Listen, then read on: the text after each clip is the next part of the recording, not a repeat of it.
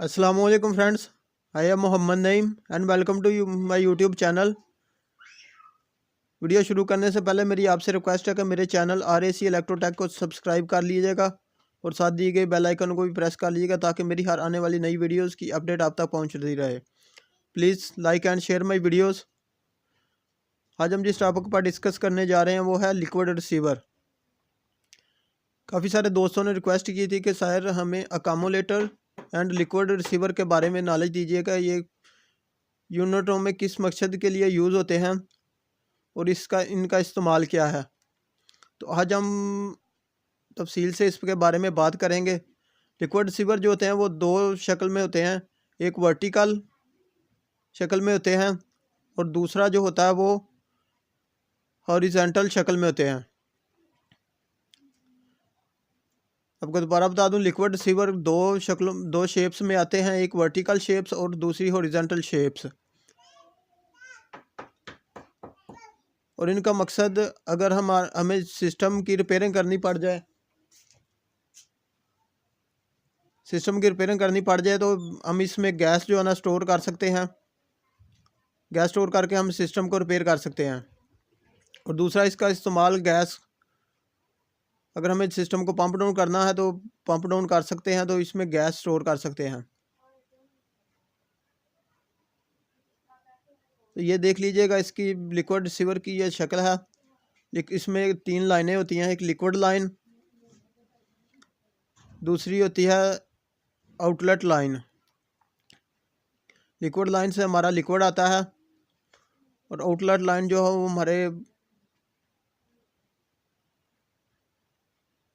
Expansion valve या दूसरे expansion device के साथ कनेक्ट होता है। तो सिस्टम में ये कहाँ लगा होता है ये मैं आपको बता देता हूँ। ये 3 नंबर पर आपको नज़र आ रहा है कंडेंसर लिखा हुआ। ये कंडेंसर के बाद कंडेंसर की आउटलेट लाइन जो होती है उस पर और हमारे एक्सपेंशन डिवाइस के पहले, आउटलेट लाइन के बाद और एक्सपेंशन डिवाइस के पहले लगा होता है। आपको दोबारा बता दूं, कंडेंसर की आउटलेट लाइन और एक्सपेंशन डिवाइस के दरमियान ये लगा होता है। और ये रेफ्रिजरेशन साइकिल का एक हिस्सा है जो सिर्फ कमर्शियल यूनिटों में इस्तेमाल होता है। ऐसे यूनिटों में इस्तेमाल होता है जिसमें कैपिलरी ट्यूब नहीं यूज़ होती। और इसकी जो है तीन लाइन जो होती हैं, 3 लाइनें होती हैं, मैं पहले बता चुका हूँ। एक लाइन जो इनलेट लाइन होती है उस पर भी बाल लगा होता है। दूसरी लाइन जो है ना आउटलेट लाइन होती है, जो इसके शेल के नीचे जाके खुलती है और इस आउटलेट लाइन के पर एक जाली लगी होती है ताकि रेफ्रिजरेंट को साफ़ करके आगे भेजा जाए। और तीसरी लाइन जो होती है वो पर्जिंग के लिए यूज़ होती है। ऐसे कंप्रेसर जो एयर के लिए यूज़ होते हैं।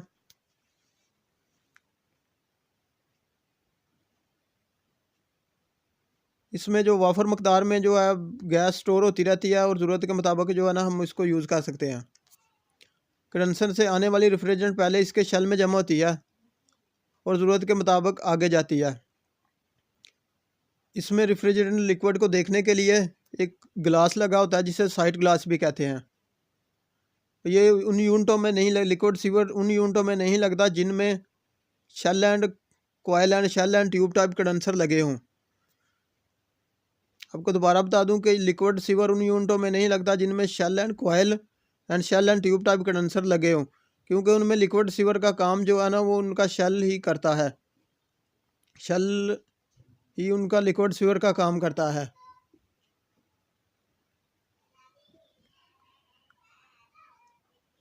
तो इसका काम जो है हमारे लिक्विड को सेव करना और ज़रूरत के मुताबिक आगे जाने देना। दूसरा, में अगर मरम्मत की ज़रूरत पड़ जाए सिस्टम में तो इसमें हम गैस स्टोर कर सकते हैं।